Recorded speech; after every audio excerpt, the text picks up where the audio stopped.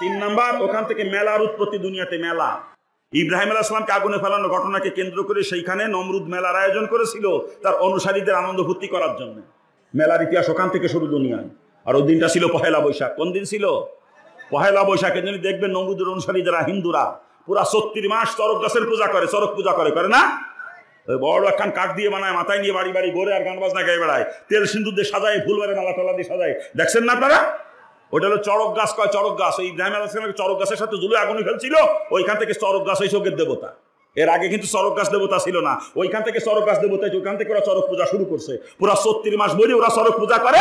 আর পয়লা বৈশাখ দিন ইব্রাহিম আসসালামকে আগুনে ফেলাইছিল, ওই দিন ওরা আনন্দ ফুর্তি করে। ইব্রাহিম নমরুদের অনুসারীদের আনন্দ ফুর্তির দিন পয়লা বৈশাখ।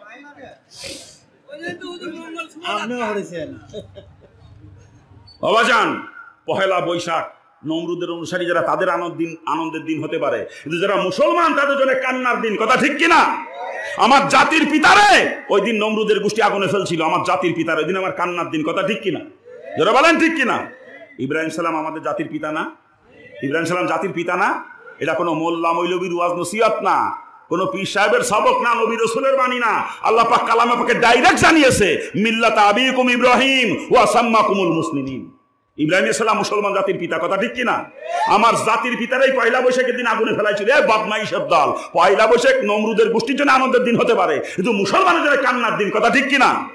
পয়লা বৈশাখে যারা আনন্দ ফুর্তি পালন করে, পয়লা বৈশাখী পালন করে, মঙ্গল যাত্রা করে, বদমাইশের দল! আনন্দ ফুর্তি হলো নমরুদের ভাইরা ভাই, ওর একটাও মুসলমান না, কসম খোদার। মুসলমান ওই দিন কান্দে জারে জার হয়ে যাবে যে আমার জাতির পিতারাই দিন আগুনে ফেলাইছিল। মুসলমান কান্দে জারে জার হয়ে যাবে ওই দিন আনন্দ ফুর্তি করবে যারা নমরুদের অনুসারী তারা। কথা ঠিক না? আপনারা কি নমরুদের অনুসারী নাকি?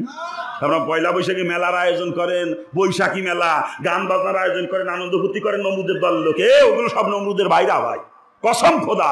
এই মেলার আয়োজন যারা করে, বৈশাখী মেলা, গান বাজনা যারা করে, মঙ্গল যাত্রা মাত্রা এগুলো যারা করে, কসম খোদা ওগুলো নমরুদের দলের লোক। কিয়ামতের ময়দানে নমরুদের সাথে এক কাতারে ওরা জাহান্নামে যাবে। চিৎকার দিয়ে বলেন নাউজুবিল্লাহ।